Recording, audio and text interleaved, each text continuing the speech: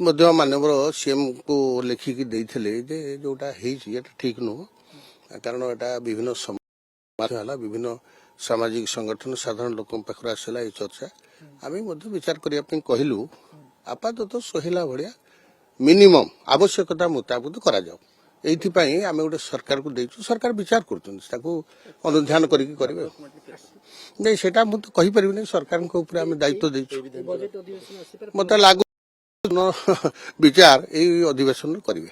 Sir ମୁଖ୍ୟତଃ ଆପଣ ଯଦି ଦେଖିବେ ଯେ ଆପଣ ଏଇଟା ସତ ଆପଣ ଜାଣିଛନ୍ତି, ଆପଣ ତ ବାରମ୍ବାର ପୂର୍ବତନ ବିଧାୟକ ମାନେ ସାର୍ ହଇରାଣ ହଉଥିଲେ, ସିନା ଆଲୋଚନା ହେଲା କିନ୍ତୁ ନିଶ୍ଚିତ ଭାବରେ ଯୋଉ ଆଜିକା ଦିନରେ ଆମେ ଧରନ୍ତୁ ଯୋଉମାନେ ପ୍ରେଜେଣ୍ଟ ଏମଏଲଏ ଅଛନ୍ତି ଆପାତତଃ ଚଳି ଯାଉଛନ୍ତି, କିନ୍ତୁ ପୂର୍ବତନ ବିଧାୟକ ମାନଙ୍କର ଦୟନୀୟ ଅବସ୍ଥା ଆମକୁ ଯଦି ଦେଖିବା, ଆବଶ୍ୟକତା ଅଛି ପେନସନ ଗଣାକ ବଢିବାର। ଯେମିତି ବିଭିନ୍ନ ଶିକ୍ଷକ ସମାଜ ହଉ, ବିଭିନ୍ନ ସଂଗଠନ ହଉ ଆନ୍ଦୋଳନ କରୁଛନ୍ତି, ଯେମିତି ରିଟାୟାରମେଣ୍ଟ ପରେ ପେନସନ ଗଣ୍ଡା ଦିଅ। ସେଇଭଳି ଆଜିକା ଦିନରେ ଯେହେତୁ ଜଣେ ଜଣେ ସମାଜର ମୁଖ୍ୟ ଧାଡିରେ ବ୍ୟକ୍ତି ବିଶେଷ ଥିଲେ ଆମର ପୂର୍ବତନ ବିଧାୟକ ମାନେ, ତାଙ୍କର ନିଶ୍ଚିତ ଭାବରେ এই পেনশন গণাକୁ ବଢିବାର ଆବଶ୍ୟକତା ଅଛି। ଆମେ ସରକାରକୁ ଦୃଷ୍ଟି ଆକର୍ଷଣ କରିଛୁ।